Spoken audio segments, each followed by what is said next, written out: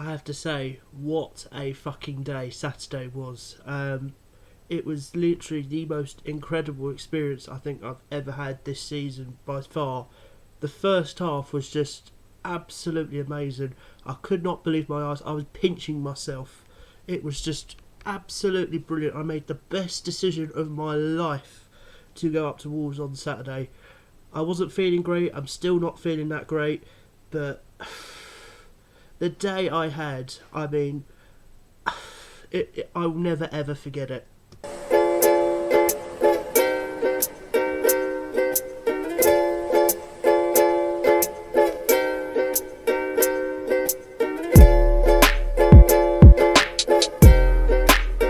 Hey guys, how's it going? Edstar here, back with another Operation Palace video. So on Saturday, Wolves 0, Palace 2. What a fucking performance from that team. That team was just absolutely incredible. The first half we could have had about 4 or 5. That's how good we were. This is no mug. No, Wolves are no mugs. I mean, they're going through a rough patch right now, but that was just incredible. The football we played, like, we deserve to be exactly where we are right now. If only we could turn those draws into wins, we'd be a lot higher up in the table. It'd be scary. It would be really, really scary if we just had, turned those draws into wins. It was. I can't believe how close we are potentially to even finishing in the top 10. It was just scary how good that performance was. We could have had about 4 or 5. I mean, everyone in that team was just absolutely sensational. I will get into my player ratings, and yes, they will be quite high. So I'm sure a couple of people will disagree on a couple of these ratings, but for me personally, that was just an absolutely staggering performance from the entire team. Starting off in goal, Vicente Guaita. First half he had nothing to do. He could have got a newspaper out. He only had one save to make, and that was at the end of the half, where there was a good shot from, I think it was Pedro Neto, where he tipped it wide for a corner. That was the only thing he had to do in the first half. Second half he had to be a bit more on his toes. He had made a couple of really good saves. I felt so proud of him. He was so good. And that's the old Guaita we love. And if I'm honest with you, I thought he was really good. I'm going to give Guaita an 8 out of 10. Up next, Nathaniel Klein. He caused problems all afternoon. All problems. He set up Elise so many times. He had fucking Pedro Neto in his back pocket. That's how good Nathaniel Klein was. He was sensational. And if I'm honest with you, I don't see how Ward's going to get back in this team at the moment. Nathaniel Klein, take a fucking bow, mate. Brilliant performance from him. I'm going to give him also an 8 out of 10. Next, I'm going to go with Joachim Andersen. I thought he was really good. Really good. The amount of through balls he does are just amazing. Him and Elise, those two balls, they bring ping forward to Zaha. It's just sensational. Like, how the fuck does he have that vision on him? Like, he's way too good for us, Anderson, if I'm honest with you. I'm surprised Fulham let him go. I mean, I'm sorry, Leon let him go. For the money that we got him for, it was an absolute steal. Absolute steal. That's how good Anderson was. Also, 8 out of 10. I thought he was very, very good. Next to Mark Gahey. Fabulous. Absolutely fabulous. He had fucking... what's his name in his pocket? I'm trying to think. He had Hwang Hee-chan in his pocket. He didn't do anything. Podence. Shit. Them two were just absolutely non-existent, and Mark Gahey had them in their fucking pocket. It was just ridiculous. He made so many good challenges, so many crucial interceptions. I can't fault anyone for their performance. And Mark Gahey, I thought, was brilliant, and I'm going to give him an 8 out of 10 as well. Then we go into Tyric Mitchell, who got his left-back start back after having a rest from the Stoke game. Sensational. This kid is absolutely sensational. He's come from our academy. Let me just remind you now, he's come from our academy. He's brilliant. He is absolutely brilliant. He will get an England call-up at some point. I can see it. I really, really can see it, because he is so good. He had fucking He had what's his name, Kijani whoever in his pocket, and Marcel. Ridiculous. He was absolutely ridiculous. He was all over the pitch. And if anything, I'm going to give Mitchell a 9 out of 10. I thought he was very, very good.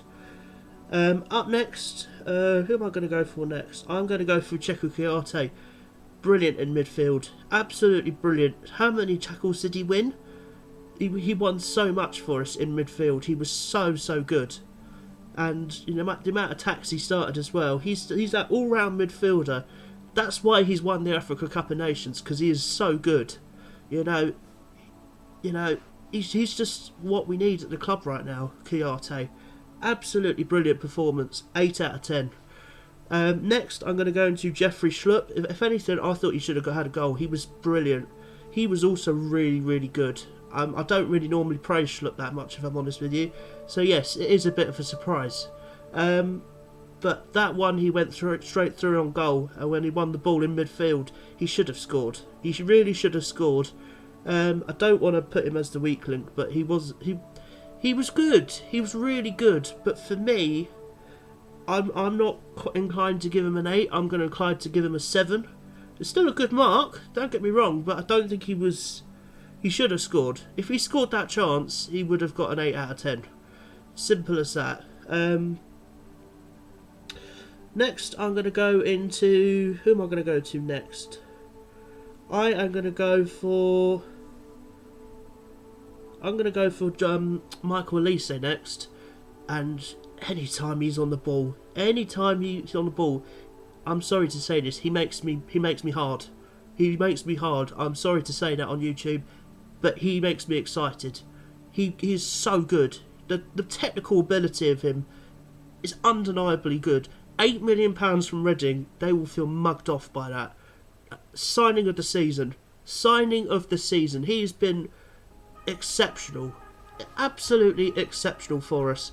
And if I'm honest with you, I'm surprised he didn't get a goal. That was the only thing that was missing from his game.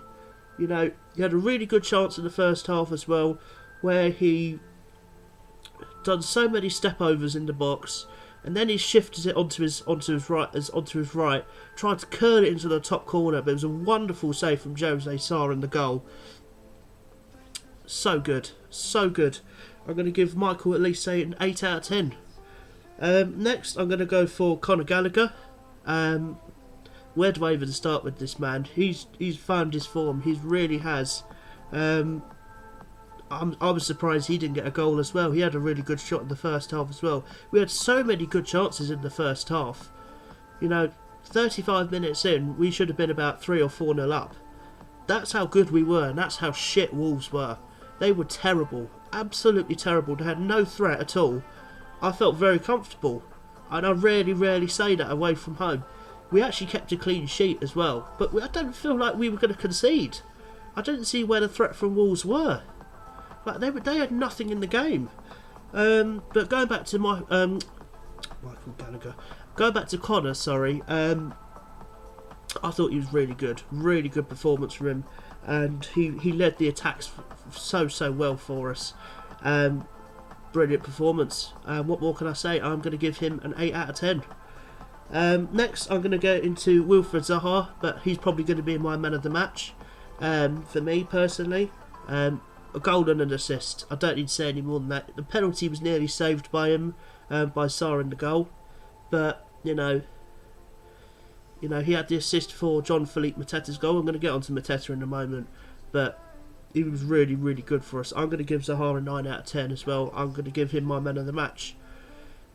He also had a really good chance as well, where he likes to turn on his right foot and, you know, get shots away. A couple got blocked, but you know, he looked threatening all afternoon. I think he hit the crossbar as well. So he could have had more. That's how good he was. He's back to his best, and this is what the form I want to see from Wilfried Zaha.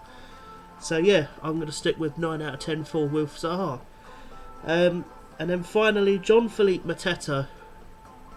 Do I need to say any more about this man? He's definitely my preferred option up front at the moment.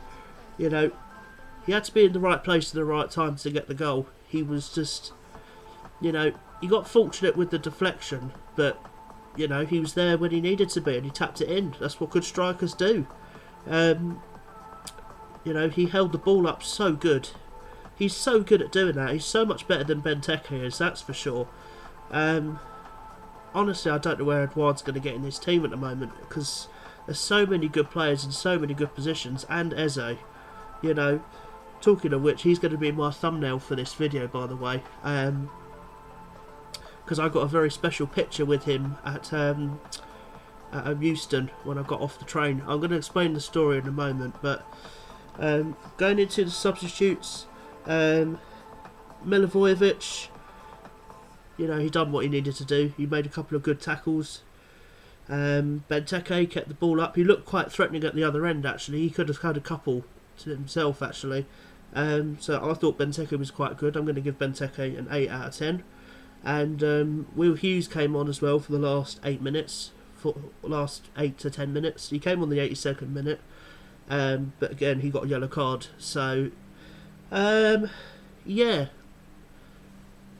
That was it, really. I'm just staggered by the result. So, I'm going to let you know what I've done for my day in Wolves now. If you're not interested in this video, then make sure you hit the like button. But it's going to be about another 2 minutes or so. So, as you know, I hadn't recorded my preview for the Wolves game. I decided to do that at Euston. I was there at 7:30 in the morning. I decided to get the earlier train just to avoid any sort of delays and having any sorts of problems with, you know, fans on the trains. You know, I don't really want to. I want to avoid that if I'm possible. That sort, you know. So I decided to get the 8:43 up to Wolverhampton. I got to Wolverhampton at 22:11. I decided to go and hang out in Wolverhampton for a couple of hours before the game. You know, just as I normally do, have a couple of pints. I didn't go too mad because I knew I had to be in work early the next morning. So, yeah, I have to say the journey up there on the way up there, there were several Palace fans up in the quiet zone. Obviously, you know, they got told to shut up and all that, and you know, because it's a quiet zone. People don't want to hear shouting Palace fans on a quiet zone. So they moved down the coach to their actual seats, because I heard that the guard said that if they don't sit in their actual seats, they're going to get kicked off the train, which is fair enough because it's Avanti. Avanti want you to sit in your seat that you've paid for. It's harsh, but that's the way it goes. So I was sat in coach A up the front of the train. Got to Coventry at about 10 o'clock, and this train manager makes an announcement saying, "Can the football fans stop singing football songs on the train? People don't want to hear them." It did make me laugh, I have to admit. Yeah, it was a heck of a day. And then on the way back, I decided to get the 6:45 train from Wolverhampton back to London. And I popped out my window and I saw a certain Patrick Vieira walking past me. And the words I said was, "Did I just see Patrick Vieira trying to get on the fucking train?" I was starstruck. I have to admit, I was absolutely starstruck. So a lot of Palace fans were drunk on the way home. You know, I had such a good time on the way home. Even people were starting to know me on the trains as well. You know, about my famous rants about Roy Hodgson. "Get out of my fucking club, Roy." It was nice to see. It was really, really nice to see. And then when I got back to Euston, unfortunately Vieira rushed off, as he has to, because he doesn't want any pictures with fans, just to avoid protocols. But I saw a young Eberechi Eze still hanging about, so I quickly grabbed a photo with him. And there you go, that's the thumbnail. That was the photo I got of me and Eberechi Eze. And yeah, I got back home and I posted that on Twitter, and it's got over 140 likes. My Twitter, by the way, is @official_Edstar. So if you do want to go and have a look at that photo, it's going to be the thumbnail of this video as well. Go and have a look. Make sure you go give it a like. If you're new to that Twitter account as well, go give me a follow. Would really help. You know, that's the best place to go and find out when I'm going to be going live for my videos.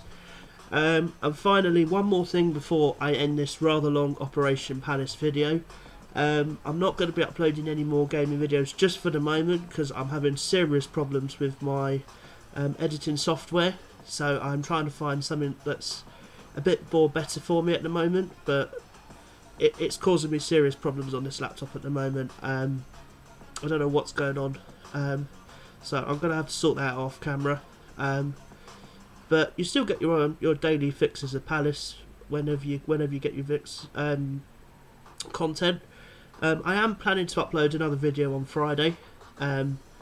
You're going to get this Operation Palace video tomorrow. I'm literally filming this about 10 o'clock at Wednesday night, so I'm going to upload this up for tomorrow, probably about 3-4 o'clock. So you've got a video to watch tomorrow. And then Friday, I'll probably will get something up for Friday if I can fix this fucking software. And then Saturday, I will drop the preview to Manchester City, which is going to be a very tough game, but it's a winnable game because we have beaten them at the Etihad. We're the only team to beat them at the Etihad this season. Right. Excuse me. That's enough talking for me today. I've rattled on for too long. If you guys have gone on to enjoy this Operation Palace video, make sure you leave it a thumbs up. Hit the subscribe button so you're new. I'm trying to get to 250 subscribers before the end of this year. So, any people who are new to this channel, please hit that subscribe button. It would really help me out right now. And until I see you for that preview, make sure you look after yourselves, and I'll take it easy.